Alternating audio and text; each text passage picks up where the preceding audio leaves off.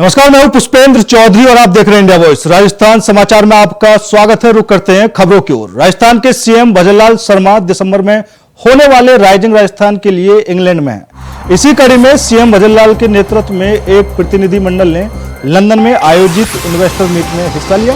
साथ ही राज्य में कारोबारी संभावनाओं की स्थितियों की जानकारी दी और निवेशकों को राज्य के विभिन्न क्षेत्रों में कारोबार के लिए आमंत्रित किया गया। इस दौरान वहां कई कंपनियों के साथ MOU भी साइन किए गए। इस मीट में हाल ही में स्वीकृत राजस्थान निवेश प्रोत्साहन योजना 2024 नीति को भी लॉन्च किया गया। सीएम भजनलाल शर्मा के नेतृत्व में प्रतिनिधिमंडल ने निवेशक सम्मेलन में कई प्रमुख कंपनियों से मुलाकात की। इनमें Alpha Web Global, Renew Power और Indo UK Institute of Health के अधिकारियों के साथ बैठकें शामिल थी।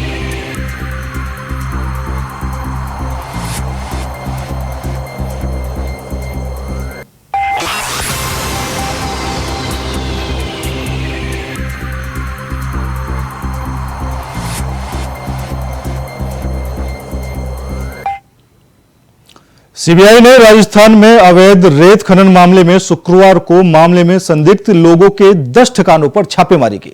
छापेमारी की यह कार्रवाई राजस्थान के जयपुर, टोंक, अजमेर और भीलवाड़ा में की गई है।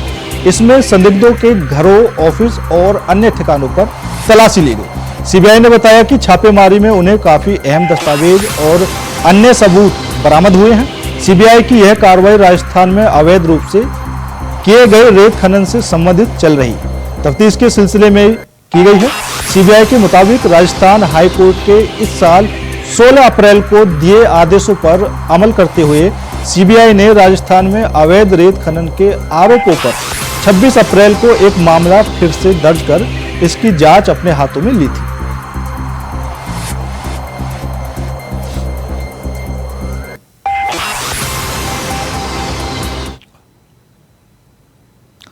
सीमा सुरक्षा बल के नए रंग रूटों के लिए पासिंग आउट परेड समारोह जोधपुर में आयोजित हुई। जोधपुर के यह कार्यक्रम चंदन सिंह चंदेल परेड ग्राउंड में आयोजित किया गया, जिसमें BSF IG ML गर्ग मुख्य अतिथि रहे। BSF IG ML गर्ग ने कहा कि दुश्मनों का सामना करने के लिए जवानों को कठोर प्रशिक्षण दिया गया है। विशेष ट्रेनिंग में सीमा सुरक्षा बल के नए रंग रूट पाकिस्तानी सेना की हर नापाक साजिश को विफल बनाने के लिए प्रशिक्षित है।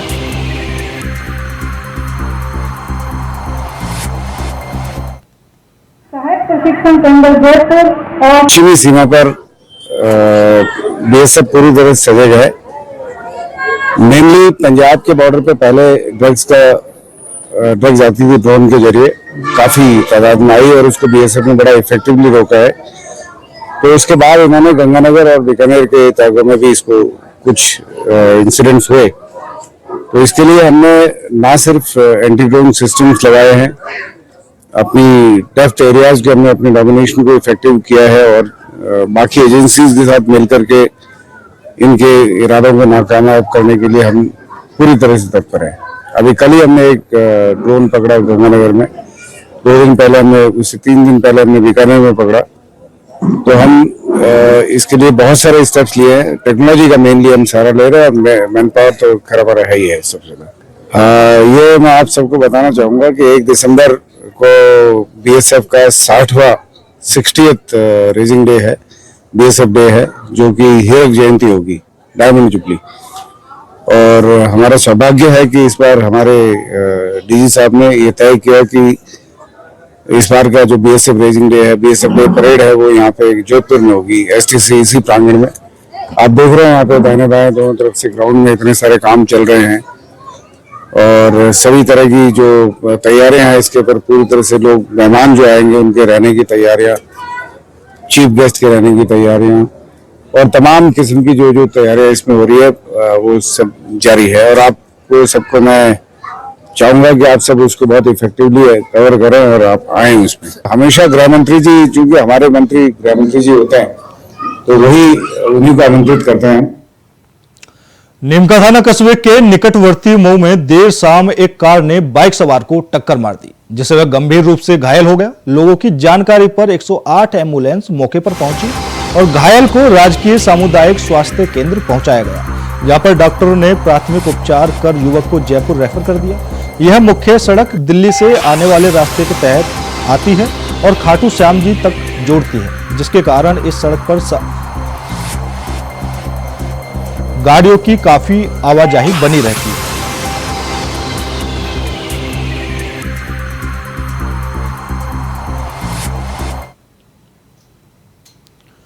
नीमका थाना के नजदीकी जानकीपुरा गांव में खंडेला विधायक सुभाष मिल ने गांव की राजकीय उच्च माध्यमिक विद्यालय में 16 लाख की लागत से बनने वाले विज्ञान प्रयोगशाला कक्ष का शिलान्यास किया है। इस अवसर पर हरलाल बिजारडिया ने विधायक को साफा पहनाकर सम्मान किया और सरपंच कैलाश जाट और ग्रामवासियों ने विधायक का माला पहनाकर स्वागत किया।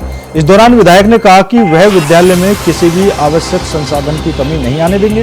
विधायक ने सरकारी विद्यालयों में अच्छी पढ़ाई की जमकर तारीफ की है।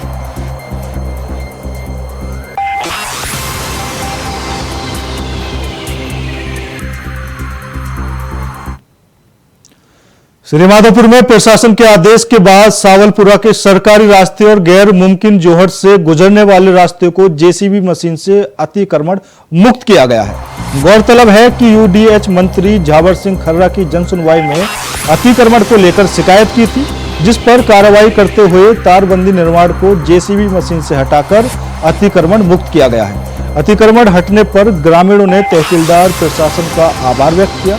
तहसीलदार जगदीश प्रसाद बेरवा के द्वारा श्री माधोपुर विधानसभा क्षेत्र में अब तक दर्जनों अतिक्रमण के खिलाफ कार्रवाई की जा चुकी है और तहसीलदार जगदीश प्रसाद बेरवा अतिक्रमण के खिलाफ निष्पक्ष कार्रवाई करते हुए जमकर सुर्खियां बटोर रहे हैं।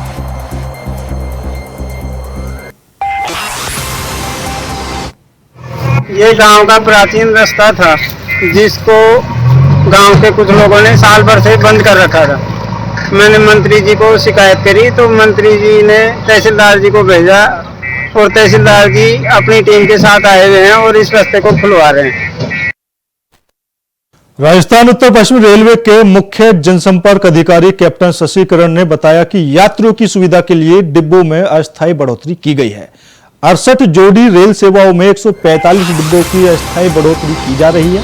साथ ही यात्रियों की सुविधा के लिए स्टेशनों पर अतिरिक्त स्टाफ लगाए जा रहे हैं। विशेष काउंटर भी बनाए गए हैं।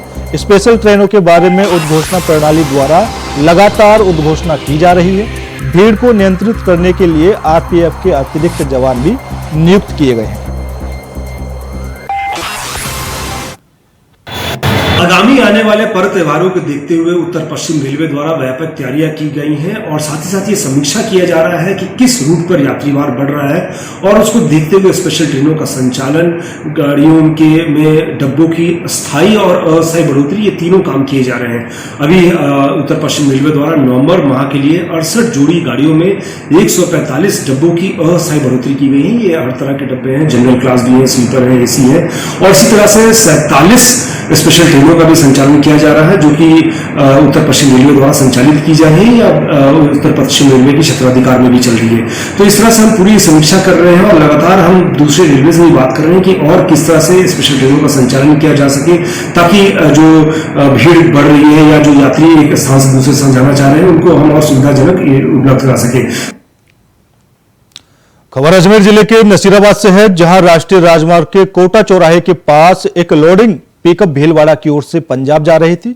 तभी अचानक पिकअप का पिछला टायर फट गया, जिससे हरी मिर्च से भरी पिकअप अनियंत्रित होकर रोड पर पलट गई। पिकअप पलटने से रोड पर हरी मिर्च से भरी थैलियां फैल गईं, जहां हादसे में 2 युवक गंभीर रूप से घायल हो गए, जिन्हें एम्बुलेंस में उपचार के लिए सरकारी अस्पताल पहुंचाया गया, जहां चिकित्सकों ने दोनों घायलों का प्राथमिक उपचार किया, जहां अभी दोनों घायलों की हालत में सुधार बताया जा रहा है। वहीं हादसे की सूचना पर पहुंची सदर थाना पुलिस ने दुर्घटनाग्रस्त पिकअप को घटनास्थल से साइड में करवाकर यातायात शुरू करवाया।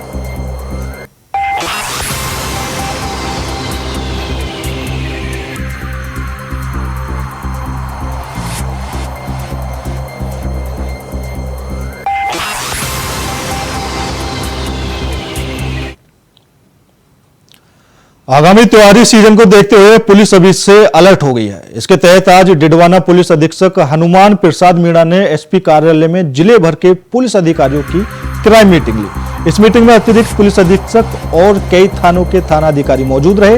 इस दौरान एसपी ने जिले की कानून व्यवस्था, दर्ज मामलों की समीक्षा की, साथ ही अपराधों को रोकने के लिए पुलिस को सतर्क और मुस्तैद रहने के निर्देश दिए। वहीं महिला अपराध और नाबालिगों के प्रति होने वाले अपराधों की समीक्षा करते हुए ऐसे अपराधों पर रोक लगाने की हिदायत दी।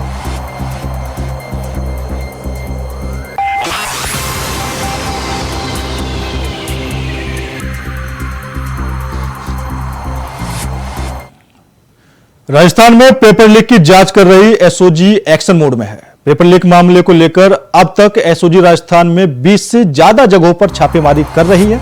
माना जा रहा है कि शाम तक एसओजी की टीम बड़ा खुलासा कर सकती है। इसी सिलसिले में एसओजी ने अजमेर के व्यावर में बड़ी कार्रवाई की है। इसमें 3 संदिग्धों को हिरासत में लिया है। पिछले दिनों ईओ की भर्ती परीक्षा हुई थी और अभी तक इस परीक्षा का परिणाम घोषित नहीं किया गया है। इसमें नकल के लिए पेपर खरीदने की बात सामने आ रही है। राजस्थान लोक सेवा आयोग ने राजस्व कार्यालय और कार्यकारी अधिकारी की परीक्षा मई में आयोजित कराई थी। इसके बाद से ये परीक्षा विवादों में आ गई, जिसके चलते सीएम भजनलाल सरकार ने ये पूरा मामला एसओजी को सौंप दिया। राजस्थान के बीकानेर, अजमेर और अन्य जिलों में हुई एसओजी की कार्रवाई इस भर्ती परीक्षा के पेपर खरीद फरोख्त से जुड़ी हुई है। इसके अलावा प्रदेश भर में 20 से ज्यादा जगहों पर एसओजी की छापेमारी चल रही है। एसओजी की ये छापेमारी राजस्थान पुलिस, एसआई और ईओ भर्ती परीक्षा धांधली में शामिल होने की आशंका के चलते की जा रही है। जगह जगह हो रही कार्रवाइयों में अब तक बीकानेर, अजमेर, जयपुर से लोगों को हिरासत में लिया जा चुका है। वहीं बीकानेर के नोखा सर्किल से एक डमी कैंडिडेट को हिरासत में लिया है। इसके अलावा अन्य जगहों से और भी गिरफ्तारियां हो सकती हैं।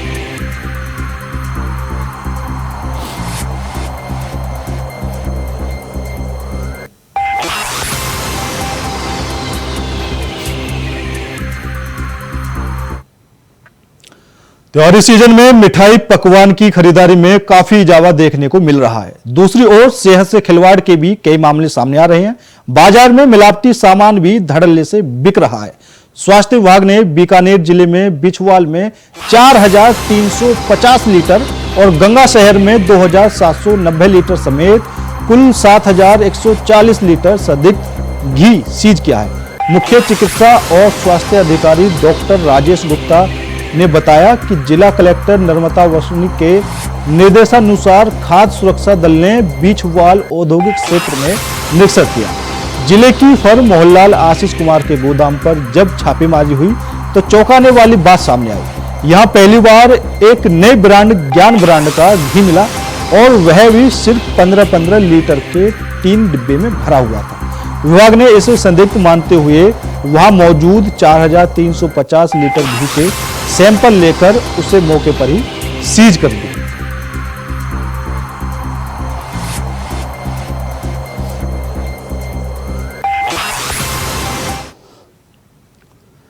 खबर अजमेर जिले के नसीराबाद से है, जहां नसीराबाद शहर की दशा और दशा सुधारने के प्रति छावनी परिषद सीओ नीतीश गुप्ता अपनी टीम के साथ पूरी तरह से जुटे हुए हैं। शहर में विकास एवं सौंदर्यीकरण के कार्य युद्ध स्तर पर शुरू किए गए हैं। इस विकास और सौंदर्यीकरण कार्य की विशेषता यह है कि गुणवत्ता के प्रति बिल्कुल समझौता नहीं किया जा सकता। एक्शन मोड में दिखे वहां के सीओ।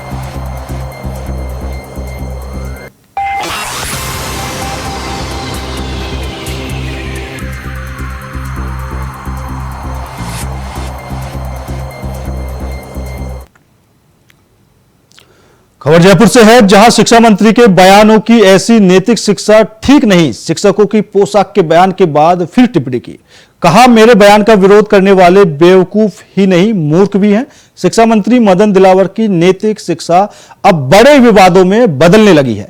2 दिन पहले उन्होंने नैतिक शिक्षा की टीचर पूरे कपड़े पहनकर आए, पूरा शरीर दिखाकर स्कूल आते हैं, इस बयान से वे खुद फंस गए थे।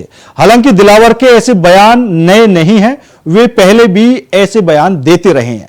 जोधपुर में मंत्री के बयान से विरोध में नाराज शिक्षिकाओं ने गेट पर खड़े होकर चूड़ियां उछाली और मंत्री के बयान के विरोध में जमकर नारेबाजी की। कोई देश को तोड़ने, समाज को तोड़ने की गतिविधियां प्रारंभ करे तो उनको किसी भी कीमत पर बर्दाश्त नहीं करेंगे। वो है कि नहीं है वो तो उनके पूर्वजों से पूछ लेंगे। हमारे यहाँ एक वंशावली लिखने वाले लोग उनसे पूछ लेंगे वो क्या है, और हिंदू नहीं है वो तो फिर उनके डीएनए की जांच करा लेंगे। किसकी सहायता चल रही है, कहां से कोई को प्रेरणा देने वाला है। और फिर सही बात कि चाणक्य ने कहा कि विदेशी महिला के पेट से पैदा होने वाला व्यक्ति या बेटा कोई भी देश का भला नहीं कर सकता, बल्कि देश के खिलाफ कार्रवाई करेगा। और चाणक्य जी की जो बात है बिल्कुल सच हो रही है, क्योंकि राहुल गांधी जी एक विदेशी महिला के पुत्र है, इसलिए लगातार देश के खिलाफ, देश राष्ट्र के खिलाफ बोलते रहते हैं। उससे पूछो कितने बजे आए कोई आज तक, बस ठीक टाइम आया था, 10 बजे आया, ठीक टाइम आया था। तो बच्चा इसको सुनता है तो गुरु जी के बारे में क्या सोच सकती है उसकी, कि झूठ बोलता है। बच्चे क्या सोचते हैं, झूठ बोलने से दांत बच जाती है, झूठ बोलने वाला आदमी प्रसन्न रहता है, ऐसा तो उनको संस्कार कैसे मिलेंगे। और नग्न होकर के स्कूल में जाते हैं, कई बहनों को देखता हूँ जो अच्छे कपड़े नहीं पहनती, पूरा शरीर दिखा करके और स्कूल में जाती है। तुम्हारी बच्चियों पर बच्चों को उसका अच्छा संस्कार नहीं होता, यानी कुछ संस्कार बनता है। कम कपड़े पहन कहते हैं, ऐसा लगता है जैसे अर्धनग्न है। ये नहीं कहा अर्धनग्न आते हैं। मैं भाव ये कहना चाहता हूँ कि अपन अच्छा पहन के आएंगे और सच बोलेंगे। मैं 3-4 बातें कही थी, मैं आपको पूरा सुना देता हूँ। तो परिवार में भी रहता है और कुछ घंटे जैसे 7-8 घंटे वो विद्यालय में रहता है। तो माँ बाप को भी उनके सामने अपने आप को आदर्श के रूप में प्रस्तुत करना पड़ेगा और शिक्षकों को भी अपने आप को बच्चों के सामने आदर्श के रूप में प्रस्तुत करना पड़ेगा, ताकि वो संस्कार ले सके। होने वाला है या नहीं ये हो जाएगा तो बताइए। देखो वो शिक्षक बेवकूफ है जो मैंने कहा उसको विरोध में बोल रहे हैं। मैंने ये कहा कि जो विद्यार्थी है वो आदर्श में अपने अभिभावक माँ बाप के पास रहता है, आदर्श विद्यालय में रहता है, तो माँ बाप को और गुरुजनों को ध्यान रखना चाहिए कि कैसा व्यवहार कर रहे हैं, क्या खा रहे हैं, क्या पहन रहे हैं, कैसी हमारी दृष्टि है। इससे बच्चे सीखते हैं, संस्कार दोनों जगह से पाते हैं। यदि अध्यापक गलत काम करेगा तो बच्चे भी गलत काम पर बनेगा। खबर जहाजपुर उपखंड के खजूरी स्थित सामुदायिक स्वास्थ्य केंद्र से है, जहां समय पर चिकित्सकों की अनुपस्थिति के कारण मरीजों को परेशानी हो रही है। शनिवार को सुबह मरीज कतार में थे, लेकिन 10 बजे तक कोई चिकित्सक नहीं पहुंचा। स्थानीय लोग बताते हैं कि यह समस्या रोज की है, जिससे मरीजों को प्राथमिक उपचार के लिए जहाजपुर या अन्य जगह जाना पड़ता है। स्वास्थ्य विभाग से स्थिति सुधारने की मांग की जा रही है। सामुदायिक स्वास्थ्य केंद्र में अव्यवस्था, चिकित्सकों की अनुपस्थिति दिखी।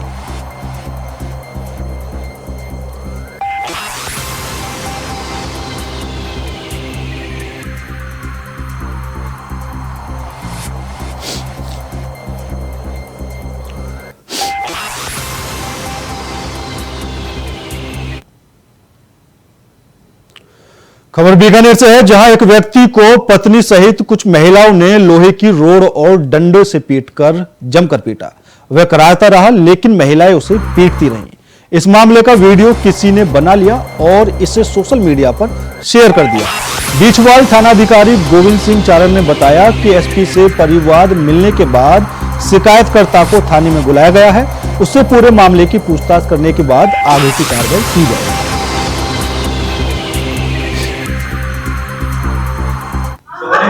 धर्मपत्नी ने लोहे की राड से और दोनों बच्चियों ने मिलकर इतना मारा, मेरे को जानलेवा हमला बोल दिया मुझ पर सर।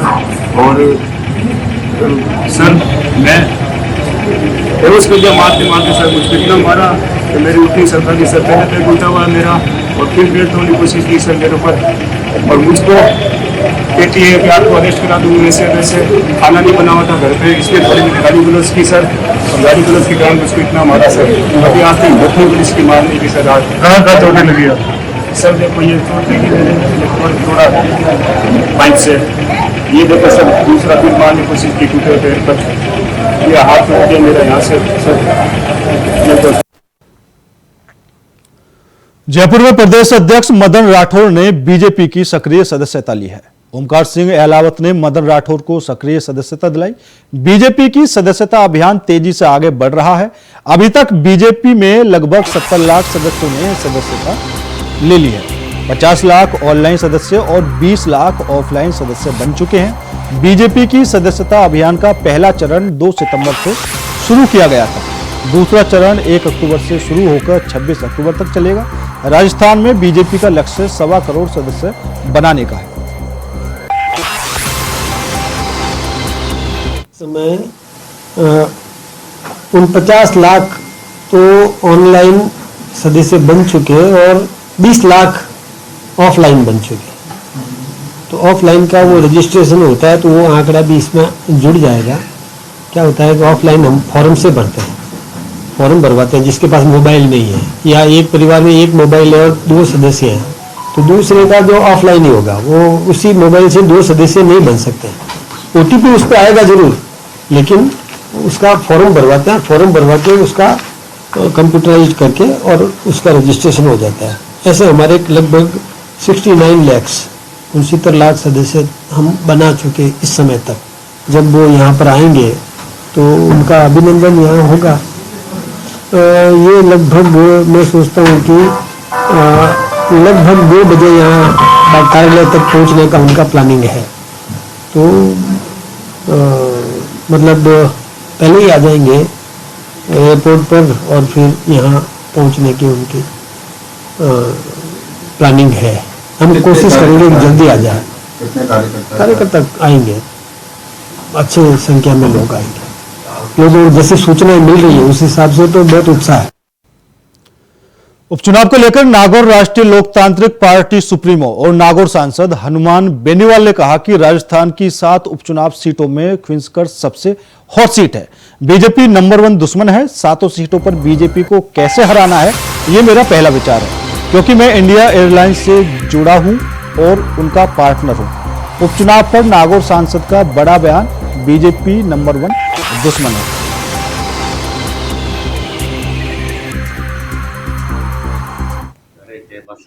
देखिए, मैं इंडिया अलायंस के अंदर हूँ अभी लोकसभा के अंदर, और इंडिया अलायंस जब हुआ राजस्थान का तो उसी का परिणाम था कि कांग्रेस और हम सहयोगी दल जो 3 सीट जीते 11 पे पहुंचे। और चूंकि इंडिया अलायंस का मैं साथी हूं तो मेरी इच्छा ये है कि राजस्थान में भारतीय जनता पार्टी को 7 सीटों पे कैसे हराया जाए। नंबर 1 दुश्मन भारतीय जनता पार्टी, ये हमने बयान दिया था कल। और चूंकि राष्ट्रीय लोकतांत्रिक पार्टी खींवसर सीट RLP के पास ही है और देवली उनियारा के अंदर भी 20,000 से ज्यादा वोट हमने लिए थे 23 के चुनाव के अंदर। झुंझुनू रामगढ़, वहां भी बड़ा वोट बैंक RLP पार्टी का है। और तमाम जगह राष्ट्रीय लोकतांत्रिक पार्टी को किसान जवान सर्व समाज पसंद करता है, संघर्ष के रूप में देखता है। जवान किसानों की पार्टी है कि हर कोई चाहता है कि RLP को हम आगे कैसे बढ़ाएं राजस्थान के अंदर। तो हमारी इच्छा है कि अगर इंडिया अलायंस होता है तो हम 2 सीट का दावा देवली उनियारा और खींवसर का अगर होता है तो निश्चित रूप से हम अलायंस की बात करेंगे। अलायंस में जब लोकसभा के अंदर थे तो हमें कोई अलायंस से परहेज नहीं किसी भी तरीके का। 9 से 11 दिसंबर को जयपुर में होने जा रहे rising Rajasthan global investment summit के मद्देनजर 12 जिले में भी जिला स्तरीय राइजिंग राजस्थान इन्वेस्टर मीट का आयोजन 22 अक्टूबर को होने जा रहा है। यह मीट में 12 जिले के प्रभारी मंत्री ओटाराम देवासी और प्रभारी सचिव मौजूदगी में आयोजित किया जाएगा। इस इन्वेस्टर मीट में जिला उद्योग केंद्र, वाणिज्य केंद्र और रिको द्वारा अब तक 41 औद्योगिक इकाइयों के लिए MOU प्रस्ताव प्राप्त हुए हैं, जिससे कुल 580 करोड़ रुपए का अधिक निवेश संभावित है।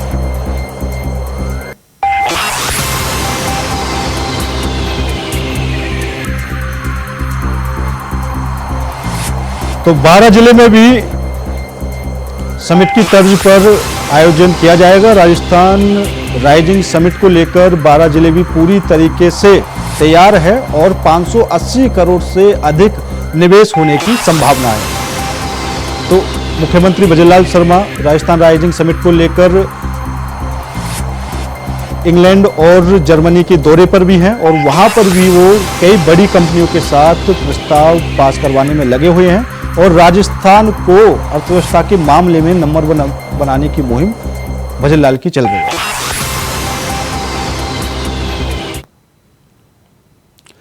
अपने बयानों को लेकर सुर्खियों में रहने वाले राजस्थान के शिक्षा और पंचायती राज मंत्री मदन दिलावर फिर एक्शन मोड में नजर आए। अपनी विधानसभा क्षेत्र रामगंज मंडी में जन सुनवाई करते हुए मदन दिलावर ने बिजली कनेक्शन के नाम पर महिला से ठगी करने वाले एक दलाल को शिविर में बुलाकर पुलिस के हवाले कर दिया। दलाल को पुलिस के हवाले कर दिया है, जो वहां के मंत्री हैं, और उनका बड़ा एक्शन देखने को मिला।